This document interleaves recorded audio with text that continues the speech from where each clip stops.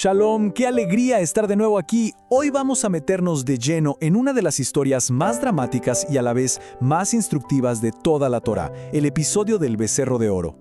Es una historia que ocurre en dos lugares al mismo tiempo, un contraste brutal. Allá arriba, en la cima de la montaña, se está revelando un plan divino increíble, y mientras tanto, abajo, en el valle, se está cocinando una traición de oro. Muy bien, vamos a situarnos. Arriba en el monte Sinaí, Moshe está cara a cara con Adonai. Y no está recibiendo únicamente la ley, no, está recibiendo algo mucho más íntimo. Los planos detallados de una morada para que la presencia divina habite justo en medio de Israel. Un plan para cerrar la brecha entre el cielo y la tierra. Pero, y aquí viene el choque de realidades. Mientras ese plan de cercanía se está revelando con tanto detalle, abajo, en el campamento, la ausencia de Moshe se empieza a sentir, y mucho.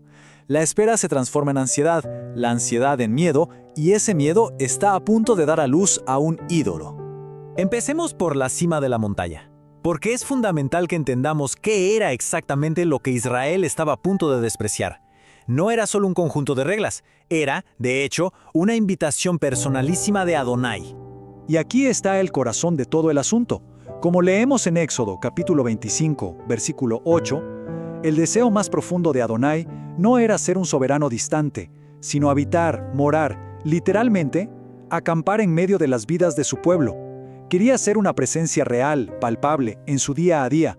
Este diseño, el Mishkan, era muchísimo más que una carpa elegante. Era una lección visual, una especie de maqueta del plan de redención. Cada cortina, cada utensilio enseñaba sobre la santidad, el pecado, el sacrificio y el camino para reconciliarse con Adonai. Y claro, esto nos lleva a reflexionar de qué manera construimos hoy un espacio para la presencia divina en nuestras vidas. Ahora, hagamos el viaje hacia abajo, al valle. Mientras arriba se diseñaba el plan de redención, abajo, la mecha de la paciencia se hacía cada vez más corta. La ausencia de Moshe dejó un vacío de liderazgo que la fe del pueblo, al parecer, no supo cómo gestionar. Fíjense en esta línea de tiempo, en cómo se fue erosionando la fe en 40 días.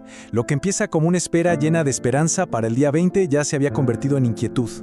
Avanzamos al día 35 y el miedo y la duda ya son los protagonistas. Y para el día 40, la rebelión abierta.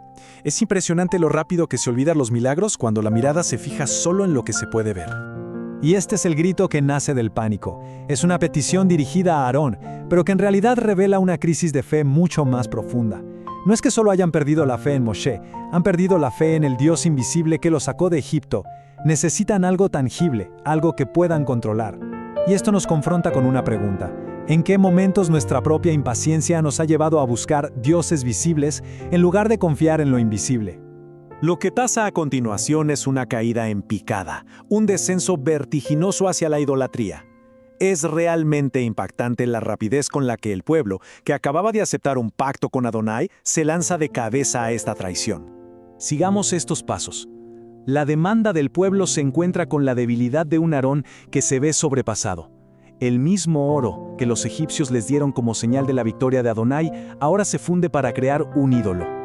Y el acto se sella con una declaración que es una bofetada al pacto que acababan de hacer. Esta frase de Éxodo capítulo 32, versículo 4, es el punto más bajo. Le están atribuyendo la obra de salvación más grande de la historia a un pedazo de metal que acaban de fabricar. Es una negación total de su identidad y de quién es su libertador, una especie de amnesia espiritual colectiva. El Salmo 115 nos da una perspectiva divina sobre esta locura. Cambiaron al Dios que habla, que actúa, que libera, por un ídolo mudo, inmóvil. Este versículo muestra de una forma brillante lo absurdo que es cambiar la gloria del Creador por algo hecho con manos humanas. Y cabe preguntarse, ¿qué ídolos modernos, aunque parezcan muy valiosos, nos dejan sordos a la voz de Adonai? Pero aquí la historia da un giro y se encamina a su verdadero clímax. Cuando Moshe baja y ve la traición, su primera reacción es de una ira justa y con toda la razón. Pero lo que hace después es lo que define su grandeza. Vuelve a subir la montaña, no a por más leyes, sino a rogar por su pueblo. En este momento, Moshe asume su papel más importante. Ya no es solo un líder o un profeta, se convierte en un mediador, en esa figura que se pone en medio entre la santidad ofendida de Adonai y un pueblo que merecía el juicio. Y esta es la súplica que lo cambia todo, la que encontramos en Éxodo capítulo 32, versículo 32. Moshe se identifica tanto con el pecado de su gente que le dice a Adonai, si no los perdonas, entonces mi destino va con el de ellos, bórrame a mí también. Está ofreciendo su propia alma para salvarlos. Es, sin duda, uno de los actos de amor más profundos de todo el Tanaj.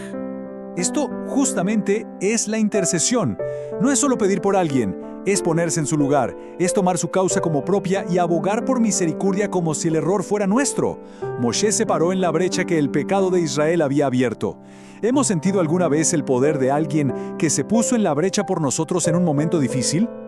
Y la intercesión de Moshe es escuchada.